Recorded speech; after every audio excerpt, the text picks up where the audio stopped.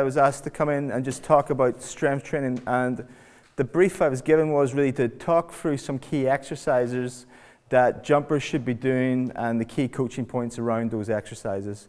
And I kind of just wanted to, before I got into that there, start off with almost a bit of a caveat to that there's a difference between the exercise and the adaptation. And so the exercise, for example, we've got our girl here doing her squat, but what we're really interested in is what actually happens as a result of the exercise. What's the adaptation? Be it like in this, where we've got our guy who's changed his body composition, put on some muscle mass, or on the other side, you've just got activity in the muscle, where certain muscles been able to generate more activity and generate more force. And that's kind of the key thing I first of all wanted to get across. I'm going to talk through 3 key exercises that are done traditionally across track and field. But what I'm saying is it doesn't matter really if you don't do these exercises, because it's more about making sure that you're identifying the adaptation that you want to occur in your athlete and you're training that adaptation. So it's not the exercise that's important, it's actually the adaptation that occurs from the exercise. It's always something to think about when it comes to actually planning your programs. And that old Italian proverb that there are many roads to Rome. So you don't have to use these sort of exercises, but you need to think about why you're doing the exercise and what you want to get out of it. The process I wanted to talk through here was, first of all, we're going to pick an adaptation based on jumping, and then we're going to identify some exercises that would help develop those adaptations, and then we're going to spend most of it discussing technique. So the example I wanted to use in terms of for this was the example of developing, making sure that you're strong, you've got eccentric strength at the knee. So let's see if we can get this to play. So if we just look at the plant, what's got to happen is the athlete's got to generate an awful lot of stiffness through their system and store elastic energy through their system to be able to utilize that and get height off the board. The big area that comes from is the knee joint. So when it comes to like max sprinting, max velocity sprinting and this sort of activity, it's the knee joint that's most important to actually making sure that you generate stiffness and you're able to come up and stay tall and utilize elastic energy and hit the ground hard. So that's what we're going to focus on, exercises that are good for developing that isometric, that maximal eccentric strength at the knee joint.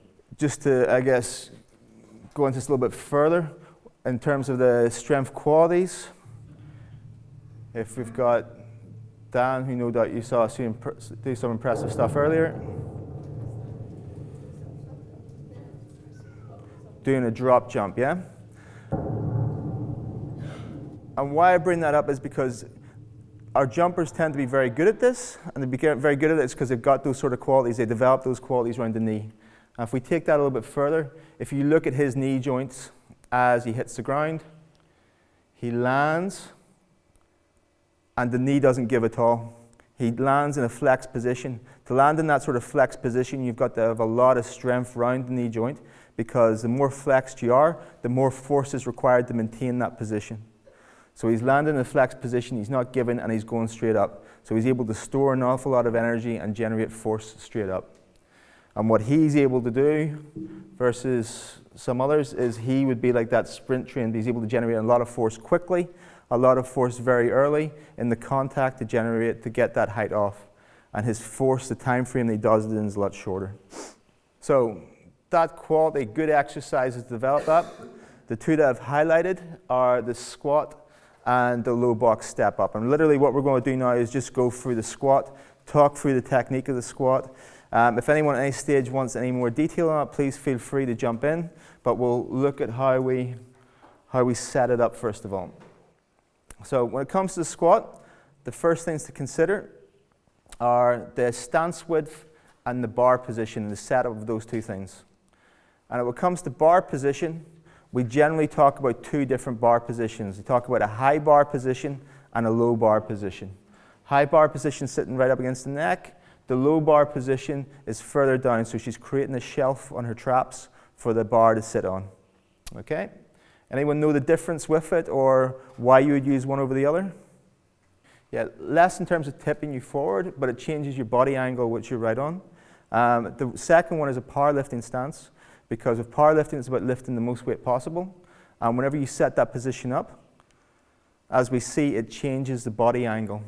So when you're in that low bar position, you can see our athlete on, as you look at on the right, he's much more bent over, he's much more flexed at the hip, versus the one on the left, who's much more upright through the trunk, but more flexed at the knee. So it does get more quad, but what should happen is the weight should be in the same place in the foot in both exercise. But just by changing where the bar is relative to the center of mass, we change what the position the body gets into. So just making that simple change will make a big difference in terms of the muscles you load as well. So the one on the left, as you said, is going to be a more quad-dominant squat pattern. The one on the right is going to be more of a hip-dominant squat pattern. And the easy way to think about that there when you're looking at your athletes is just look at the angle of the hip and the knee. And you can see there that in the one on the left, there's much more flexion at the knee. So the angle of the knee is a lot sharper versus the one on the right. So that's a major difference, first major difference in terms of bar position, and therefore the impact that that will have on the muscles used and in the squat pattern itself. On bar position, something also to be aware of is the width of the grip. And this is exaggerated, but this is a common thing you'll see whenever athletes set up in a squat. You'll see one elbow coming round and through more than the other. And it tends to be because they'll have one side where they lack a little bit more range. So they'll be a little bit tighter in the pec, a little bit tighter in that shoulder. But your body always has to compensate that there elsewhere in the squat. So if you see this at the start, you're going to see something else happen as you go down into the squat. So if I'm rotated that way, if I go down, if I don't counter-rotate, I would fall over. So what happens as athletes squats and their shoulders are out like that there is they will close off one hip. And if they close off one hip, that's when we're going to risk that sort of impingement in the hip as well, where they start saying, oh, my right hip hurts whenever I squat. A lot of that can come down to the fact that their left shoulder's tight. And across that chain, they're not able to open up and keep that chest up as they go into the squat pattern. They do that, they end up closing off. So it's a nice thing to look for as well whenever you're seeing your athlete, and if they're saying, oh yeah, I'm having a little bit of tightness in my hip, look at what's actually happening around the shoulders, get them to stretch, get them to release through there, see if it changes it, see if it gives them a bit more range, but something to look out for. The next one is stance width. So on the left-hand side there, we've got a wide squat stance, and on the right-hand side, we've got a narrow stance. And that has a very similar impact to the bar position as well. So we've got our athlete going for a squat, and on the left, he has gone for a very narrow stance. On the right, he's gone for a wide. And you can see, just ignore the curve in his back, but what you can see is that he's a lot more upright on the right-hand side versus the left-hand side. And the reason that is we're artificially shortening the length of his femur, yeah? We're artificially shortening the length of that bone because as he moves out, those two lines are the same length, by the way, and you can see as by moving out, that line is a lot longer relative to the length of his femur or length of his leg. So we've caused an artificial change in the length of his hips. And why that's important is because of the population that we tend to work with here. When it comes to jumps, all jumps, they don't tend to look like the people on the left. They tend to look like the people on the right, yeah? That's kind of what you're most used to seeing, where they've got more of a short body and long legs versus someone like me who's got a long body and short legs, yeah? Now, long body, short legs, good for squatting, not so good for jumping, running fast, etc. But vice versa, short body, long legs, harder to squat. So actually working out a squat pattern where you artificially shorten the legs is a nice way to allow them to get into those positions easier. If we go really wide in the foot, you can feel a lot more like you're doing a lot more from the adductors because they're on stretch, yeah? So what I tend to coach, and I'll show you in a second, is, yeah, we'll go the feet slightly wider, but it's more about what happens at the knees, yeah? And it's more about how active you're being at the foot and the knee. With tall people, you're going to avoid a narrow squat if you're looking to go down deep, but there are other little cheats and hacks that you can do to get that range through them as well that don't involve them having to go very wide. It has to look like a squat. So if they are doing that where they're having a lot of stress in the lower back, then that is an issue. Bar position and the foot position, if you can get them to where they sit, open up, and they can still stay nice and tall. So they'll need a higher position, and they'll need to really think about what's actually happening around the hips. So is it like in that position. And you can play about with other squat variations as well.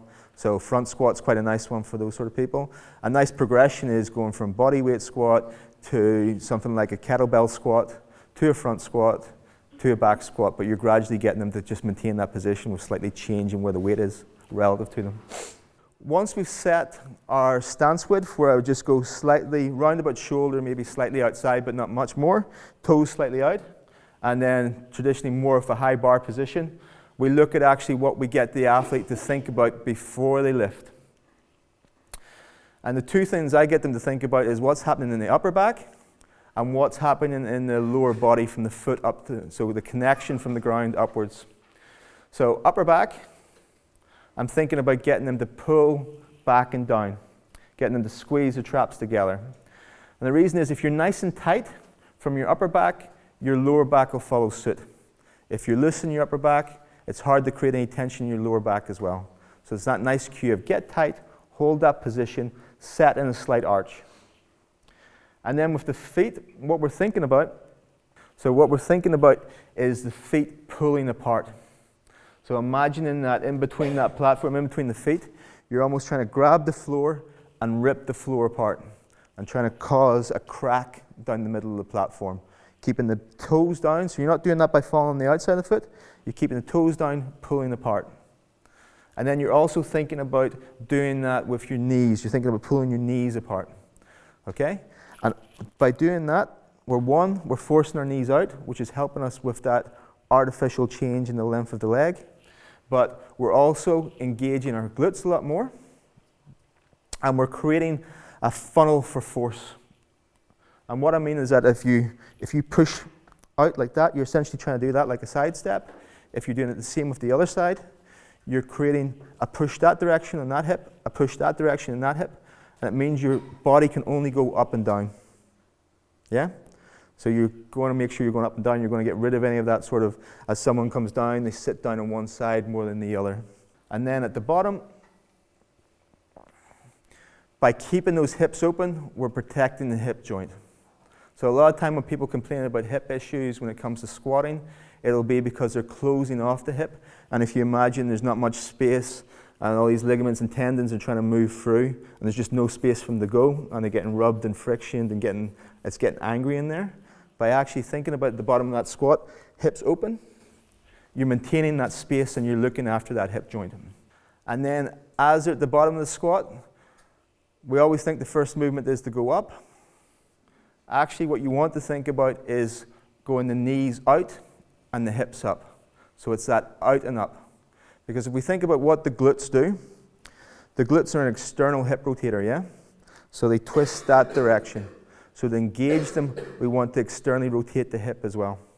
So we're looking to come out and up as we squat to engage the hips. Yeah? So we're getting the same amount of work in the quads, lower backs, but we're just getting more involvement with the glutes. So big question people talk about is depth. How deep should you go? And it always comes down to how deep can you go with holding a good lumbar position, yeah? So on the left, you've got two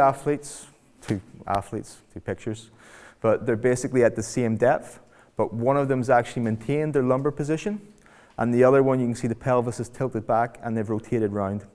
And it's a good point to think about. Whenever you're squatting, especially if you're getting squatting heavier, actually holding a bit of extension is going to be better for the back than holding a neutral position. Because as you're getting that little bit of extension, you're going to take more stress on the facet joints. You're going to spread it in the facet joints rather than the discs. So actually holding a bit of extension is actually a good cue to use when it comes to squatting. The person on the right there has their pelvis is tucked underneath. They've got like sometimes called a butt wink, but they've come underneath like that, and they've lost that lumbar position, and they're loading through their spine an awful lot more. So it's really how far can you go with holding that position. One thing to look at and remember as well, you see the knee is actually well by the toe there.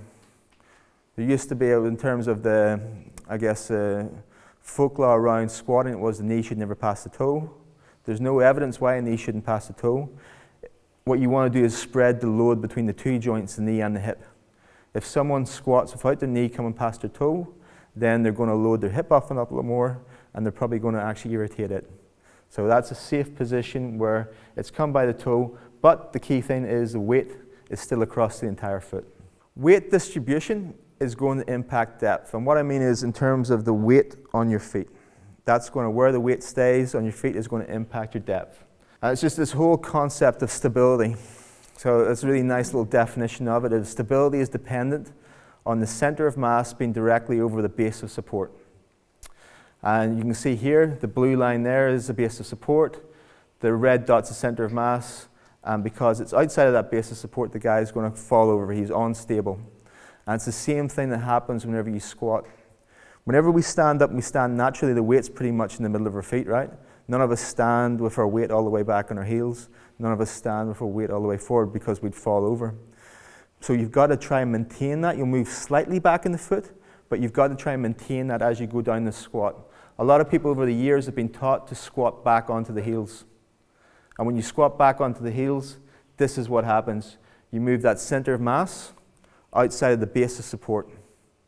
And when you do that, that's what restricts your depth quite a bit because the body locks up. The body doesn't want to fall over. And you can do it even if you do it yourself. As you're standing, you fall back, you can feel how everything locks up. You can feel how the hamstrings go, whoa, I don't want you to go any deeper. Because as you go deeper, I'm more likely to fall over. So it's a protective mechanism where your hamstrings, everything will lock up as you go deep into a squat if your weight distribution goes forwards or backwards. So key thing to remember as you're down at the bottom, my weight should still be around the middle of my feet. If I fall back, everything will lock up and limit my range through. Does it matter how you instigate that movement? I prefer them to think about just an angle down as opposed to breaking. The whole thing again used to be, whenever I started strength and conditioning, it was break at the hips. So it was flex at the hips first, then go down. But I think if you're setting yourself in a bad position when you do that, where you're actually, the weight's already back at that point. I prefer just to think about the weight distribution dropping through. Yeah? And a nice way to coach that and cue that is by setting the athlete up, putting pressure with your hands on the knees, and then just getting them to squat up and down. Because they won't think about going back there, they're thinking about pulling their hips open as they go down rather than sitting back into it. Yeah? And again, it's that keeping the hips active is by rotating the hips, rotating the legs open rather than just doing that.